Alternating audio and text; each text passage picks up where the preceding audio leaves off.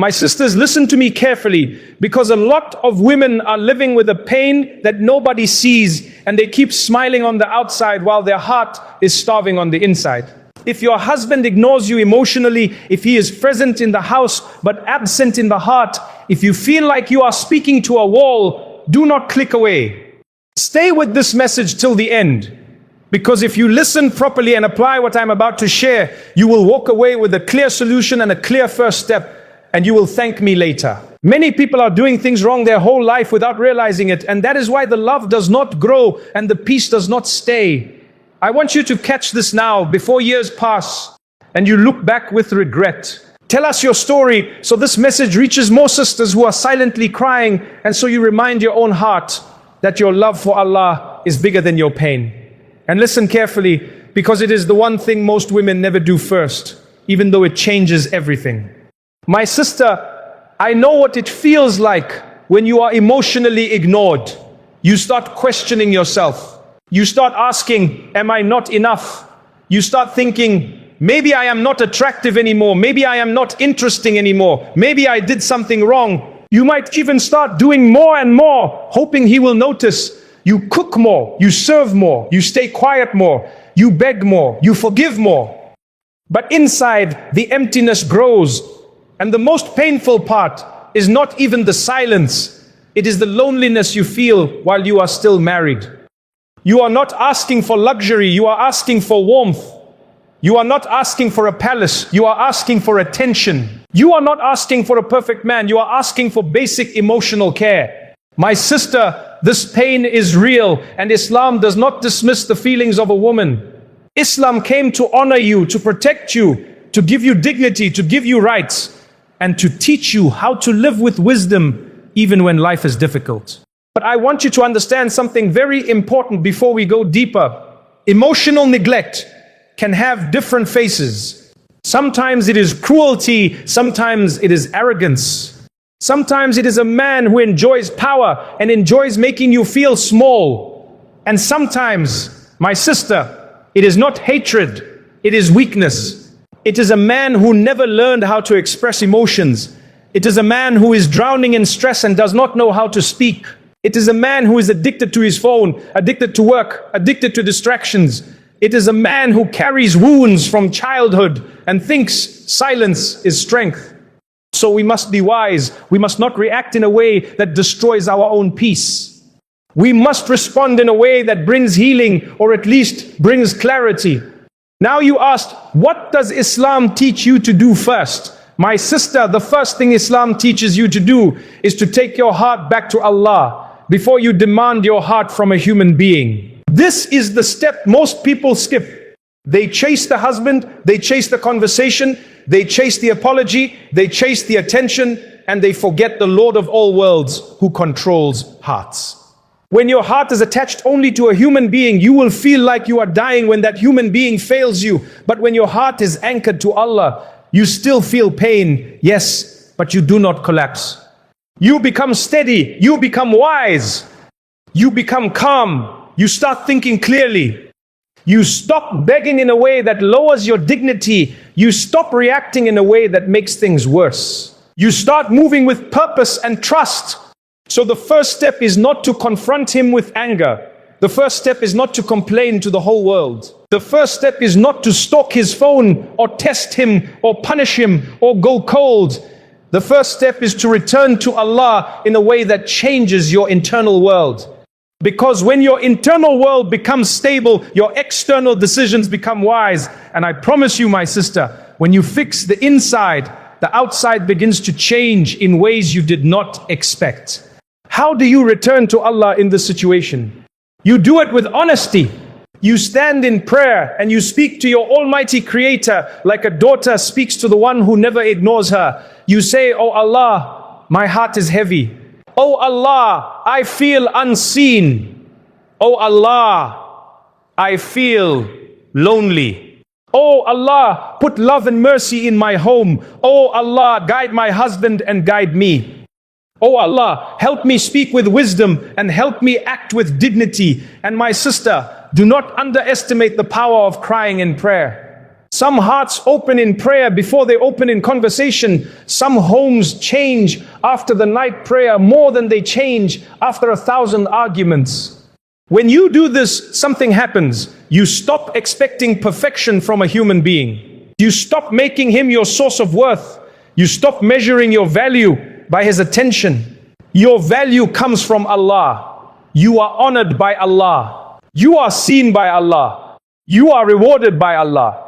This alone heals a part of the wound. And when that wound is smaller, you communicate better. You choose better words. You choose better timing. And you stop doing the things that push him further away. Now, my sister, after you anchor yourself with Allah, the next step flows naturally. You must check your own approach without blaming yourself for everything. Some sisters are pure and gentle and still ignored. So I am not here to shame you. But I want you to become powerful through self-awareness. Ask yourself, when I speak to him, do I speak to him as a partner or as a prosecutor? Do I speak to him with respect or with constant criticism? Do I greet him warmly or do I greet him with complaints? Do I appreciate what he does right or do I only point out what he does wrong? My sister, I am not saying he is innocent, but I am saying your approach can either open a door or close a door. Islam teaches us that kindness beautifies things and harshness makes things ugly. Sometimes a husband shuts down emotionally because every conversation feels like a fight, even if the wife did not intend it that way. Sometimes he shuts down because he feels he cannot satisfy you, so he avoids. Sometimes he shuts down because he is tired of being attacked. Again, I am not excusing neglect, I am teaching you wisdom. So after you return to Allah, you return to calm.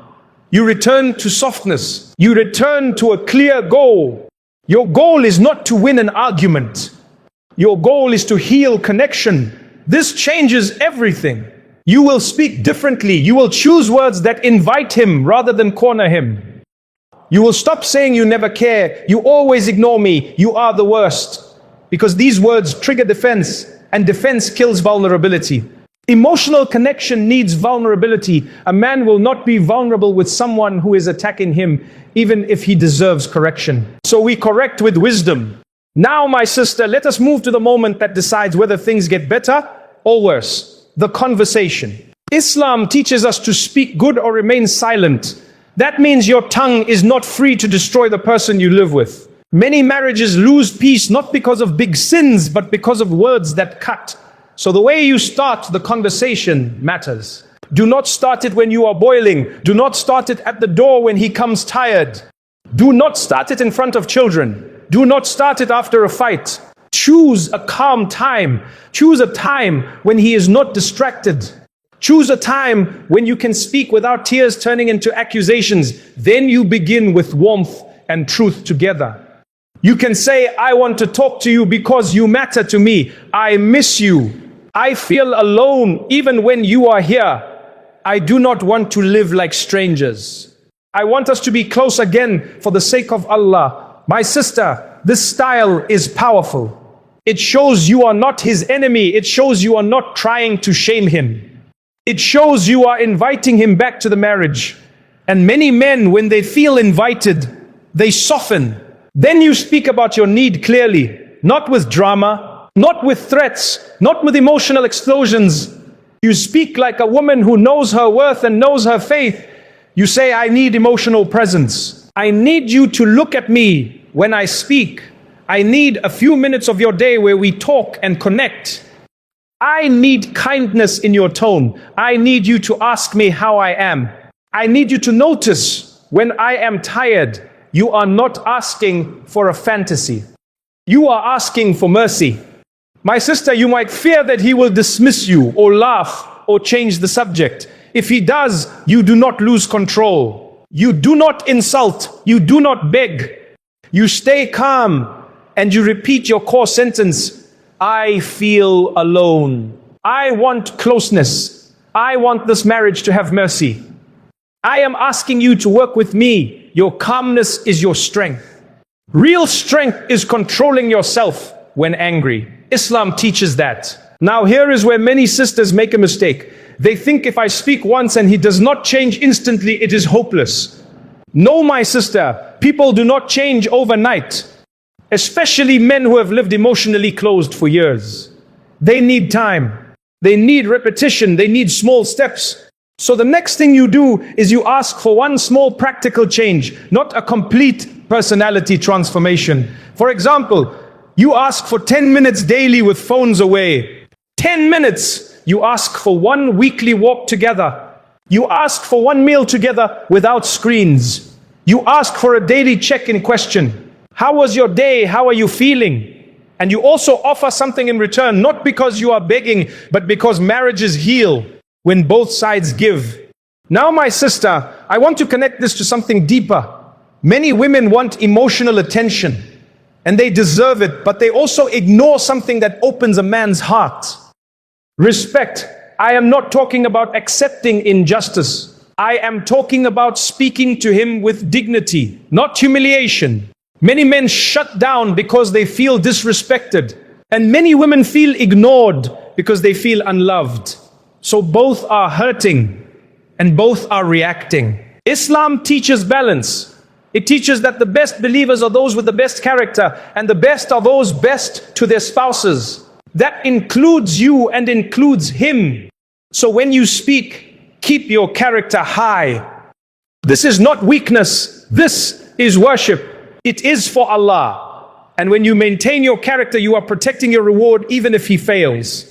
Now, my sister, let me give you a perspective that will change how you see emotional neglect. Sometimes a husband ignores emotionally because he is drowning in pressure, but he does not know how to say it. Many men are taught that emotions are shame. They are taught to be stone. They are taught to provide money and be done. But marriage in Islam is not only provision. It is kindness. It is companionship. It is mercy. So part of wisdom is to ask him about his internal world. Not accusing, just asking. You can say, "Are you okay? You seem distant. Is there something heavy on your mind? Is work stressing you? Are you tired? Are you feeling low?" My sister, this question can open a door you never knew existed. Sometimes the husband is not ignoring you because he does not care. He is ignoring because he is struggling and he does not know how to speak. Again, this does not excuse neglect, but it gives you a path to heal. Now, the next step that Islam teaches you is to protect your marriage from outside poison. This is huge. Many sisters, when they feel ignored, they run to friends who fill their head with fire, or they run to social media where every clip tells them divorce, leave, punish, expose. And that advice is often from people who do not fear Allah and do not care about your children and do not carry the consequences. My sister, seeking advice is not wrong, but exposing your spouse and opening your marriage to gossip is dangerous.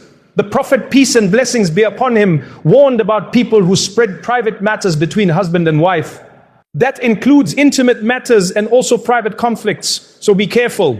Choose one trustworthy person if you must. Someone who is just, who fears Allah, who will not take sides blindly, someone who will help you heal, not help you explode. This is why I say, Islam teaches you to respond with wisdom without exposing your spouse. You protect his dignity while you seek solutions. You do not humiliate him publicly. You do not make your pain entertainment. You do not post hints. You do not throw his faults in front of family gatherings, because that creates a war that is hard to end. And even if he changes later, the humiliation stays in the hearts. Now, my sister, after you have taken your heart to Allah, after you have spoken with wisdom, after you have asked for small practical steps, what comes next? Consistency. Many marriages fail because people are inconsistent. They try for 3 days, then they explode. They try for 1 week, then they give up. Healing needs time.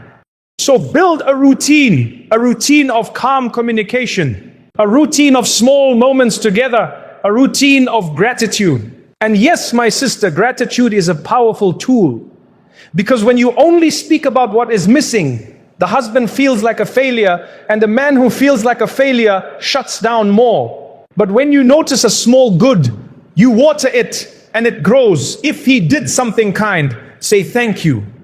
If he helped, appreciate. If he spoke warmly, smile. If he listened for 5 minutes, tell him it mattered. This is not lowering your standards. This is teaching the heart to return to goodness. Our Lord promises that gratitude increases blessings. And blessings in marriage are not only money. Blessings are peace, calm, softness, affection. Now I want to address a painful reality with honesty. Some husbands ignore emotionally because they are addicted to distractions. Phones, games, endless scrolling, friends, work, anything to avoid intimacy. If that is the case, then your wisdom must include boundaries. Islam does not teach you to suffer quietly while someone neglects your rights, so you set boundaries without sin. You do not scream, you do not insult, you do not curse, you do not expose. You speak clearly. You say, I need time with you daily. I need you present. This phone is taking you away from your family. I respect your rest, but I also need connection. Then you agree on rules. Phones away during meals. No scrolling in bed. 1 hour family time. Small steps. If he refuses, then the next step is mediation. A fair mediator. A counselor. An elder. Because sometimes a man changes faster when another wise man advises him. Now, my sister, I must say this with care. If emotional neglect becomes emotional cruelty, that is different. Emotional cruelty is when he enjoys ignoring you, punishes you with silence, humiliates you, threatens you, manipulates you, makes you feel worthless. That is not a simple communication issue. That is harmful. Islam does not ask you to accept harm. The Prophet, peace and blessings be upon him, gave us a principle that there should be no harm and no causing harm. So if you are being harmed, you seek help, you involve trusted family, you involve local support, you protect yourself, you protect your children, you do not wait until your soul breaks. But if your case is the common one, where he is emotionally dry, distracted, careless, then there is hope. And here is where I want to give you a point that is truly life-changing. Stop chasing love in a way that makes you lose your dignity. Many sisters, when ignored, they chase, they send long messages, they beg, they cry, they threaten, they test, they become desperate. My sister, desperation pushes people away. Dignity attracts respect. Islam teaches dignity. So instead of chasing, you become stable. You become consistent in character. You become strong in worship. You become calm in communication. You become clear in boundaries. You become a woman who knows she is honored by Allah. And when a man sees that you are not losing yourself, he starts to take you seriously. Now you might ask, how do I not chase while still trying to fix the marriage? The answer is simple. You offer connection, you do not beg for it. You invite, you do not plead. You express, you do not explode. You say, I want us to be close and I am ready to work on it. Are you? You then watch actions, not promises. If he responds, you continue. If he ignores, you move to mediation. This is wisdom. Now, my sister, let me take you to a place many people forget. Your emotional needs are real, but your spiritual protection is essential. When you are emotionally ignored, you become vulnerable to whispers. The devil whispers, find attention elsewhere. The devil whispers, talk to that person. The devil whispers, you deserve someone else. The devil whispers, revenge. My sister, protect your heart. Guard your eyes. Guard your private messages. Guard your late night conversations. Because many women fell into sin not because they were evil, but because they were emotionally starving. Islam teaches us to close doors before we fall. So if you feel vulnerable, run to Allah more. Fill your heart with the book of Allah. Fill your nights with supplication. Fill your mind with remembrance. Build friendships with righteous sisters. Keep your heart safe while you work on your marriage. Now I want to connect this to another powerful point. Many women, when ignored, become harsh and bitter. They lose their softness. They start speaking like an enemy. My sister, do not let pain steal your character. Your character is your crown. You can be hurt and still be dignified. You can be disappointed and still be kind. You can be firm and still be respectful. This is what the Prophet, peace and blessings be upon him, taught us through his example. Gentleness does not mean weakness. Gentleness is strength. And Islam teaches gentleness because it brings results. Now, let us talk about intimacy of the heart, not just the body. Emotional neglect often creates physical distance too. A wife stops trying. She stops dressing nicely. She stops smiling. She stops wanting closeness. Then the husband complains, she changed. My sister, you do not owe romance when you are being emotionally neglected, but you also must be wise. Sometimes restoring small acts of warmth can reopen a closed heart. A warm greeting, a smile, a respectful tone, a clean home atmosphere, not because you are doing everything, but because you are trying to rebuild. And if he responds, you continue. If he does not, you seek help. The balance is important. Now, here comes the part that many sisters are not ready to hear, but it will set you free. Sometimes Allah is protecting you through this pain. Sometimes the Lord of all worlds is teaching you that your worth is not in being chosen by a human being. Your worth is in being a servant of Allah. Sometimes Allah is training your heart to rely on Him so that even if people fail you, you do not become broken. This is why some women who go through emotional neglect, when they return to Allah, sincerely they become stronger than they ever were. They become more peaceful than they ever were. They become more mature than they ever were. And then the marriage either heals because you brought blessings into the home, or Allah opens a different door for you with dignity and protection. But either way, you win when you return to Allah. Now I promised you the solution, and I want to make it very practical. The first step is the spiritual return to Allah with sincere supplication and consistent prayer. The second step is calm communication at the right time with respectful words that invite connection. The third step is one small daily practice of connection with phones away. The fourth step is gratitude and appreciation for small good while still being clear about what you need. The fifth step is boundaries against harmful patterns like constant phone addiction and punishing silence. The sixth step is mediation with a just person if the husband refuses to change. And the seventh step, the one that will shock many people, is this. Stop making your husband your judge. Stop living like his attention decides your value.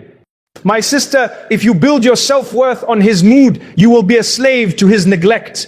But if you build your self-worth on Allah, you become free inside. Then you can fix the marriage from a place of strength, not desperation. This is why I said stay till the end, because this last point is the root. Many women try everything except this. They want him to validate them so they can feel worthy. But your worth was given by Allah the day you were created. Your honor was written by the Creator. Your reward is with Allah. When you truly believe that, you still want love, yes, but you no longer beg for it. You work for peace with dignity, and dignity changes how people treat you. My sister, apply these steps and you will thank me later, not because I am special, but because Allah guided you to wisdom. And I want to create a community where sisters do not feel alone. So I want you to comment your situation in a respectful way that does not expose private details, and I want you to comment your way out, the one step you will take after this message. Maybe you will start the night prayer. Maybe you will have the calm conversation. Maybe you will set the phone boundary. Maybe you will seek mediation. Maybe you will stop chasing and start anchoring your worth in Allah. Write it, because your words will help another sister who is reading silently. And please comment, I love Allah, to show support to the channel and to help this message reach more hearts. Do not miss out on this. There are sisters who will see your comment and feel hope for the first time in months. Be part of that. Be part of that goodness. And may Allah place love and mercy in your home, or open for you a door that is better with protection and peace.